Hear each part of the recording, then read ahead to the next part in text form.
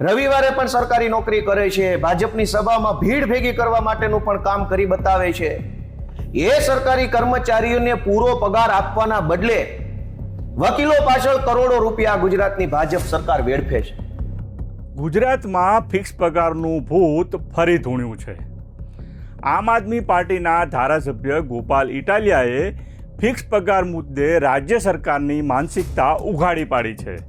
એક તરફ ફિક્સ પગારના કર્મચારીઓને યોગ્ય પગાર કરવા માટે પૈસા નહીં હોવાનો સરકાર દાવો કરી રહી છે, ત્યારે બીજી તરફ ફિક્સ પગાર માટે કેસ લડતા વકીલો પાછળ રાજ્ય સરકાર કરોડો રૂપિયા ખર્ચી રહી હોવાનો ગોપાલ ઇટાલિયાએ ખુલાસો કર્યો છે. ત્યારે ફિક્સ પગારનો કેસ લડતા વકીલોને કેટલા રૂપિયા ચૂકવાય છે તે આવો સાંભળીએ ગોપાલ ઇટાલિયાને. નમસ્કાર દર્શક મિત્રો, હું છું સુરેશ વણોલ અને આપ જોઈ રહ્યા છો બેનિફિટ ન્યૂઝ. ગુજરાતની વિધાનસભામાં 16મી માર્ચ 2026નો દિવસ એક ગુજરાતનો અત્યંત મહત્વનો, ગંભીર અને ખૂબ જ કહી શકાય એવો ખૂબ જ દુઃખનો વિષય આજે મેં માનનીય મંત્રી સમક્ષ જવાબ જાણવા માટે પૂછ્યો હતો.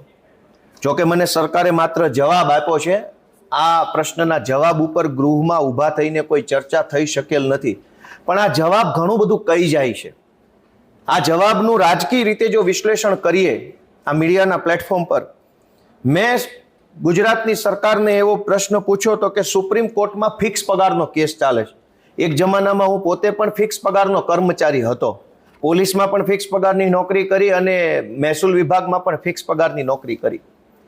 ફિક્સ પગારમાં ઘર ચલાવવું એ કેટલું મુશ્કેલ છે મેં પોતે અનુભવેલું છે. મારો પહેલો પગાર હતો 4,200 રૂપિયા અને નોકરી હતી અમદાવાદમાં. 4,200 રૂપિયામાં અમદાવાદમાં કેમ જીવવાનું? આજે એ ફિક્સ પગાર કદાચ 20, 22, 25 હશે, તો મોંઘવારી પણ 10 વર્ષમાં વધી છે.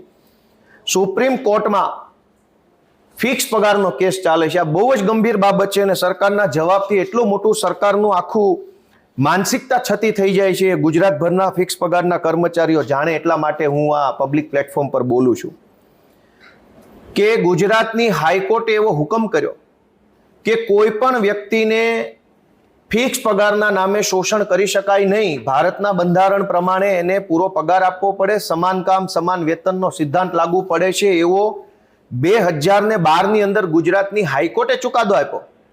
એ ચુકાદો ગુજરાતની ભાજપની સરકારે માની લેવાનો હતો.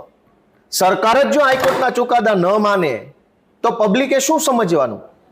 પણ દુર્ભાગ્ય જુઓ કે ગુજરાતની હાઈકોર્ટે ફિક્સ પગારના નામે થતું શોષણ બંધ કરી સમાન કામ સમાન વેતન આપો એવો જે હુકમ કર્યો, એ હુકમને ભાજપની એ વખતની ગુજરાતની સરકારે માન્યો નહીં અને સુપ્રીમ કોર્ટમાં પડકાર્યો.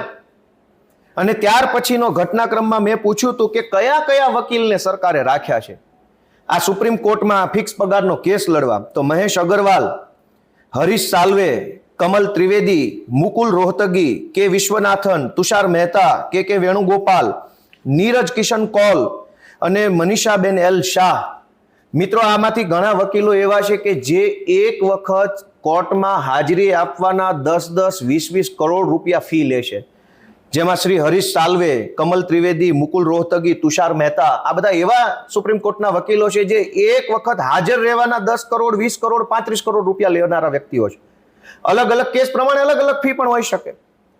જે ગુજરાતના સરકારી કર્મચારીઓ આ ગુજરાતની ભાજપની સરકારનું સારું દેખાય એ માટે થઈને ખૂબ મજૂરી કરે છે, મહેનત કરે છે, કામ કરે છે, ઓવરટાઈમ કરે છે, રવિવારે પણ સરકારી નોકરી કરે છે, ભાજપની સભામાં ભીડ ભેગી કરવા માટેનું પણ કામ કરી બતાવે છે, એ સરકારી કર્મચારીઓને પૂરો પગાર આપવાના બદલે વકીલો પાછળ કરોડો રૂપિયા ગુજરાતની ભાજપ સરકાર વેડફે છે.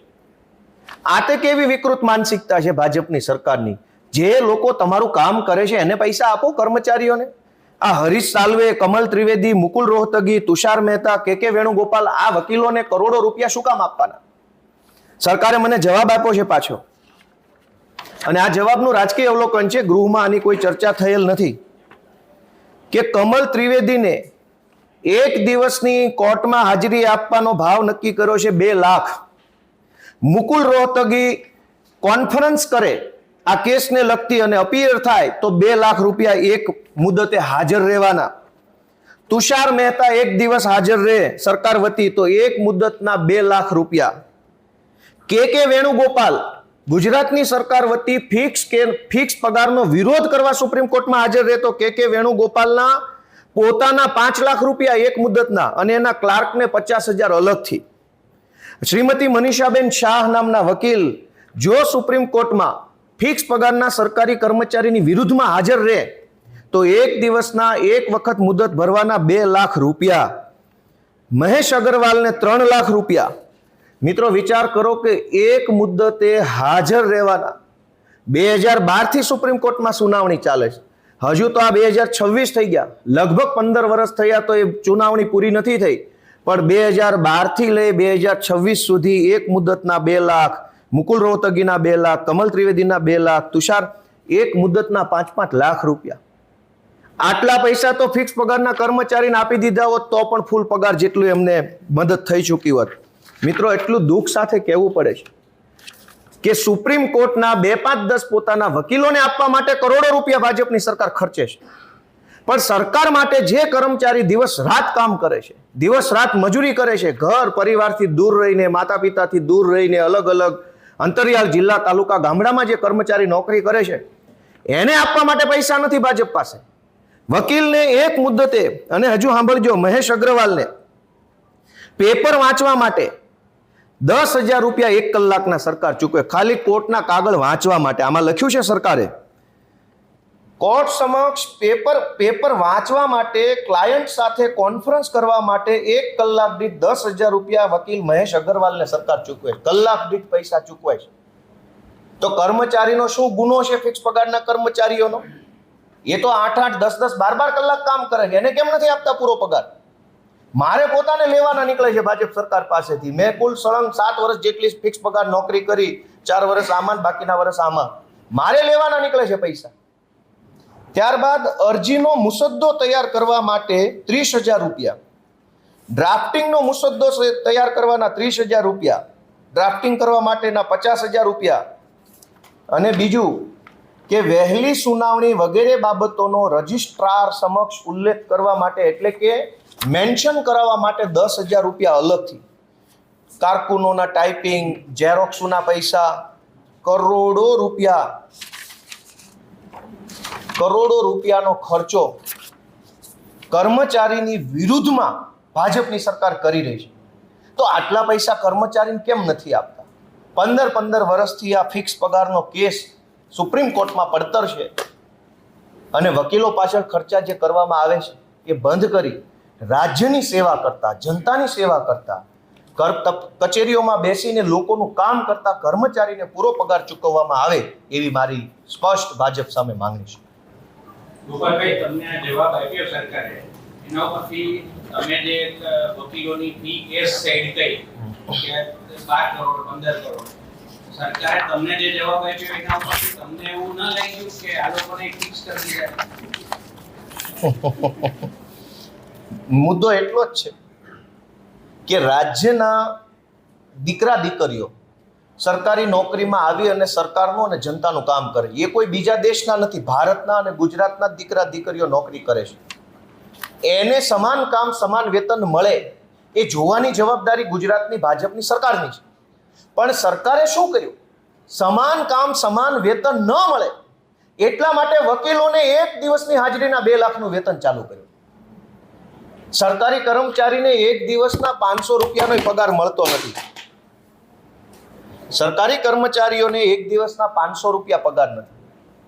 પણ સરકારી કર્મચારીને પૂરો પગાર ન મળે એ માટે વકીલને એક દિવસના 2 લાખ, અને એક વકીલને નહીં, વકીલ કમલ ત્રિવેદી, મુકુલ રોહતગી, તુષાર મહેતા, કે વેણુગોપાલ અને મનીષા શાહ, આટલા વકીલોને એક મુદ્દતે હાજર રહેવાના 2-2 લાખ રૂપિયા ચૂકવે છે.